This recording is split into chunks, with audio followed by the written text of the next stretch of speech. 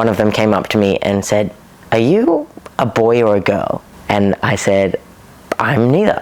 And then they said, "Oh, well, then what are you?" And I said, "I'm non-binary." And they're like, "Wow, I've never met anyone that's non-binary before."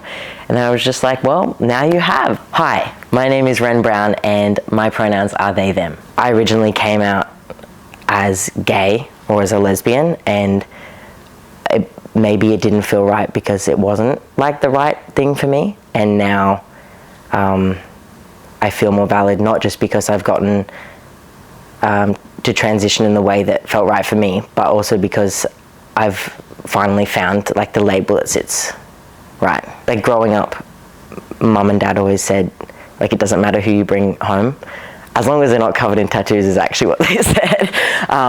But now I have lots, so that doesn't really work. I came out when I was traveling overseas, like officially, but they never really made it a space that we had to come out. So it was never really a big deal. I always had a lot of like dysphoria around my chest.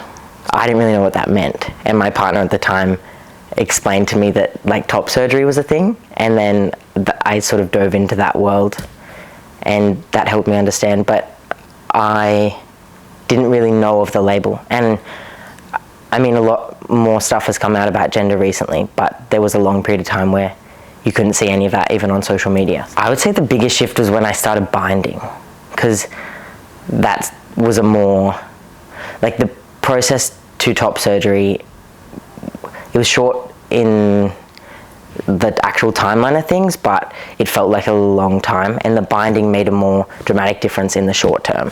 I was riding my bike up the East Coast, and this was before I was binding, and anytime I'd go over a bump, I could feel my chest move, and that would be so triggering. And then one day I had the idea to just try wearing 2 sports bras, which kind of substituted a binder before I knew what that was. And the next day of riding, I felt, I guess, what was gender euphoria, because I didn't feel my chest move on every bump. And then I was like, wow, I maybe could have a happier life if I did something about this. Then coming out as transmasculine, I think, has been a constant changing of style and things, especially after top surgery. It's super euphoric being able to like try on a shirt that you only had worn pre-surgery and then realizing how it fits you differently. Yeah. I think that's one of my highlights with that. I was living in another state at the time, so I think I did a lot of my gender exploring on my own, and I think that probably is what solidified it and made it a really awesome self-discovery journey for me, because I was able to be separate from everyone I knew. So going into a new state and starting a new life there meant that I could be whoever I wanted to be. Yeah, so I guess that coming out, I'd already really come to terms with it a lot myself. Right now, they, them feels comfy, but I also work with young people, and I find a lot of the time they will use he, him pronouns for me, and I don't mind that. So it definitely doesn't feel as safe and comfy as they, them pronouns, but I am very comfy when they say it still. I think pronouns is a constant journey for me. I think it's really your intention with pronouns and with any gender question you might have. For most trans people, I imagine, if you're approaching them with compassion and curiosity, then you can't do any wrong. Like, yeah, it's all about how you're approaching. I like to think that with my name, like, I have been Ren this whole entire time, and I do like for people to refer to, like, if we see a photo of young me, that's still Ren, because I'm the same person. I just have better language to describe myself. I think when I was younger, I didn't feel like any labels were like necessary, so I was able to be me, which at the time I didn't have the name for it, but would have been transmasculine, I would say, until about the age of maybe 10, where then I felt the pressure of society a bit more. One, like a core memory for me, is when we were at the Miley Cyrus Can't Be Tamed concert. And I had my hair quite short at the time, and I went into the women's bathroom, as I did, because I had been told I was a woman, so that felt like a comfortable space for me.